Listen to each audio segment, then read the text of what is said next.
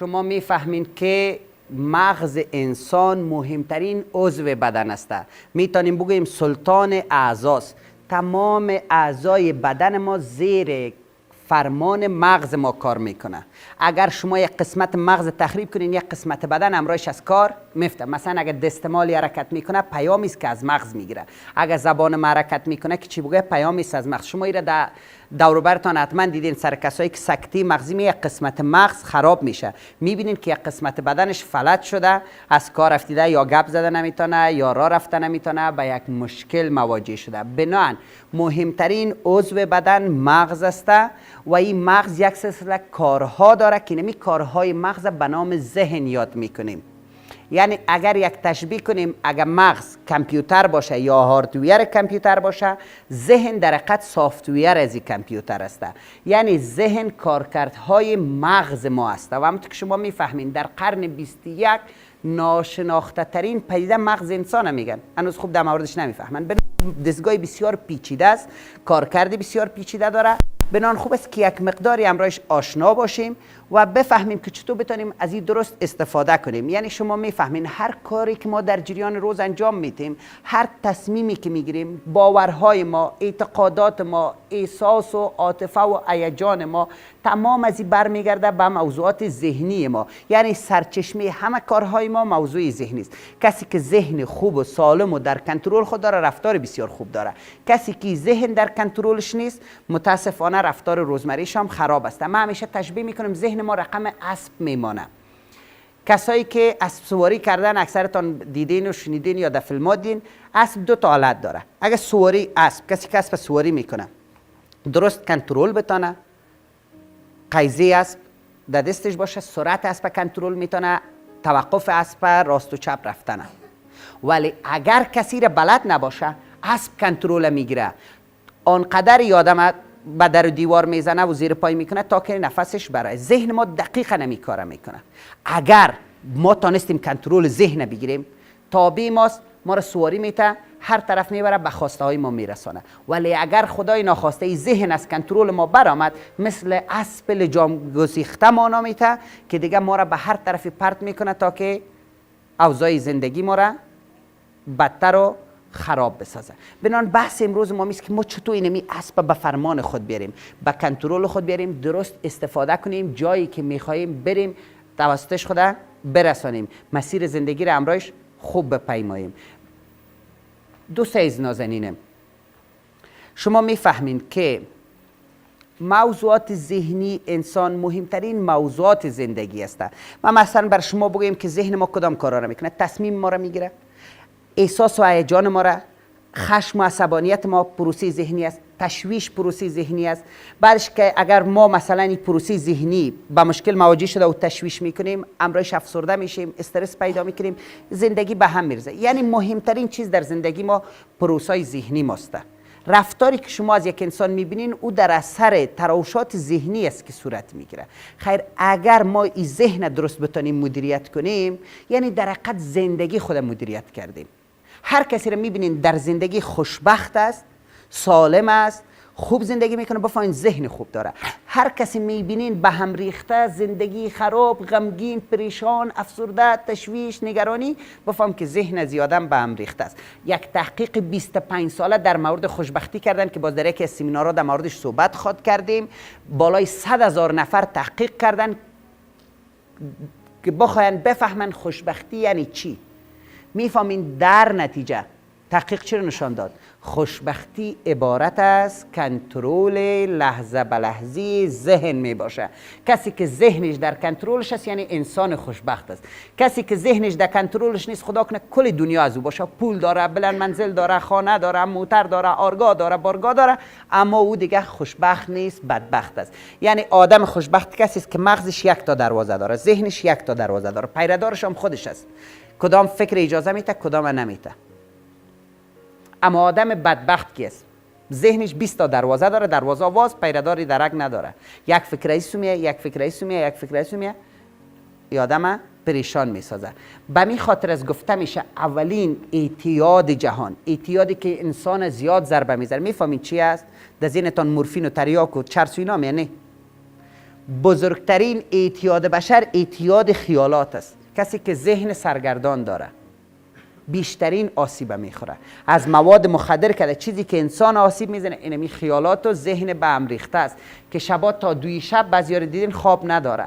این فکر در ذهنش میاد، او فکر میاد، این فکر میاد. ذهن پراگنده سبب میشه که زندگیش خراب شود و متاسفانه اگه کنترل در دست ما نبود، خواب ما به هم ریخته است، روز ما به هم ریخته است، به درس خود تمرکز کرده نمیتونیم، به زندگی خود رسیدگی نمیتونیم و آستا کل مسیر زندگی از پیش ما خراب میشه. و به این خاطر از شیر بی جای نیست که میگه این چه حرفی است که در عالم بالاست بهشت، هر کجا وقت خوش افتاد همانجاست بهشت. دوزخ از تیرگی بخت درون تو بود، گر درون تیره نباشد اما دنیاست بهشت. ما درون ما تیره است که هر جایی بر ما دوزخ معلوم میشه، ولی اگه این درون صاف و پاک باشه، این ذهن پالایش شده باشه، این ذهن در کنترل ما باشه، ما از هر لحظه لذت میبریم. حالی مثلا اینجا که نشستیم لذت میبریم از یادگیری، از یاددهی، از تبادله افکار. وقتی برنامه را یک از اونجا میبینه با آرامش استفاده میکنه، خوش میباشه، لذت میبره. ولی اگه ذهن پراگنده باشه متاسفانه اوضاع بدتر است. دوستای از نازنینم، ببینین ما یکی فکر داریم، یکی خیال داریم. فکر کردن صفت بسیار خوب است. آدم متفکر که همیشه تعریفش میکنن، یک صفت نیک است که برای یک انسان داده میشه، میگه آدم است متفکر. اما تفکر چی است؟ تفکر شروع از یک مجهول رفتن به طرف یک معلوم که ما میخوایم به یک نتیجه برسیم. یک قضیه را میگیریم، سرش کار میکنیم، بالاخره به یک نتیجه میرسیم. معمولا 5 دقیقه 10 دقیقه مشکل حل میشه. اما خیالات چی است؟ یک آلت لجام گسیخته بدون کنترل ما. مثلا ما در ذهن خود میگردیم، نشستیم، فرض مثال در او جمعه که رفته بودم شار که موتر از پالیم چی به صورت ترش موتر ماماییم که در خوردیم موتر داشت، در موتر ماماییم که چکر میرفتیم طرف پغمان. یک روز که پغمان رفته بودیم 2 نفر که جنگ کرده بود، یکی دیگه خود زده بود، سر صورتش خون پر بود که شفاخانه بردیم میشه. دکتر کاکایم دکتر بود، حالی امریکاست، چه قساتش تیر است. میبینی ذهن است که یک دفعه امریکا میره، یک دفعه پغمان میره، یک دفعه خوردی میره، یک دفعه بزرگی میره و این آدم آمد تو شیشته دیگه پریشان است. پیشانیش چرا چین خورده بود، چرا مرد 2 دفعه سلا نکرد، چرا شاور میکاره کرد، چرا خانم کار کرد. بیاین دیگه پورا کنین. کل انرژی روانیش مصرف است و انرژی روانی که مصرف شد ما حوصله هیچ کار نداریم. بعضی دیگه امرایشان گپ خوبم زده نمیشه، تا گپ بزنی قال مقال میکنه. چرا؟ و کل انرژی خود در این خیالات مصرف کرد. بنان بحث امروز ما دوستای این است که ما چطور میتونیم اینمی ذهن خود در کنترل خود داشته باشیم، انرژی روانی خود مصرف نکنیم، وقت خود ضایع نکنیم و در حال زندگی کنیم. همین بحث در حال زندگی کردن که شما بشوندین یعنی هدف از کنترل ذهن است. کسی در حال زندگی میکنه که ذهن خود درست کنترل میکنه. کسی که ذهنش در کنترلش نیست، گذشته و آینده. 1 ساعت میره تشویش‌های گذشته و افسوس و حسرت که چطور شد، چرا تو شد، دالی که چیزام به دستش نمیه، امروز خودم خراب میکنه و از گذشته که خطا خورد عاجل میره تشویش آینده را شروع میکنه که فردا چطور میشه، امتحان چطور میشه، زندگی چطور میشه و باز هم خود بدبخت میکنه و نه گذشته در کنترل ماست نه آینده. چیزی که داریم فقط امروز است و متاسفانه اگه این ذهن به کنترل ما نباشه امروز خودم خراب میکنیم، گذشته و آینده‌ام که تضمینش نیست و یکیش رفته و دیگهش که هنوز نیامده، در میان نیامده و رفته ما زندگی امروز خودم خراب میکنیم. بازم که همون شیر که یک پند بسیار خوب است، به این خاطر بر ما گفته شده که از دی که گذشته چیزو یاد مکن، فردا که نیامده است فریاد مکن، بر گذشته و نامده بنیاد مکن، حال خوش باش عمر برباد مکن.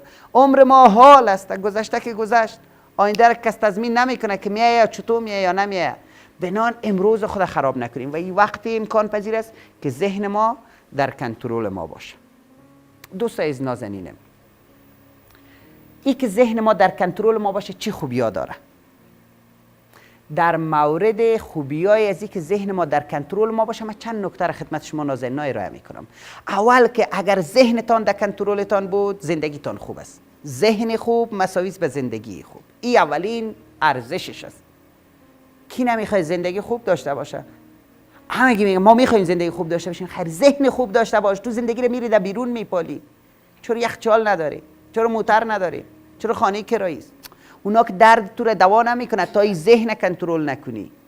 ذهنت کنترل نشه. و هر مملکتی که تو میخوای، بعضیا چرا اروپا نیستم، تو اروپا ببریم این ذهنت کتت رفته. تو ذهن اصلاح کو، اینجا خوب باش، اونجا هم خوب میباشی. ولی اگه اینجا بدبخت باشی، تو هر قسمت کره زمین ببریم تو خوب شدنی نیستی، چون این ذهنت کتت میره. بنان اولین فایده کنترل ذهن یا ذهن خوب زندگی خوب است.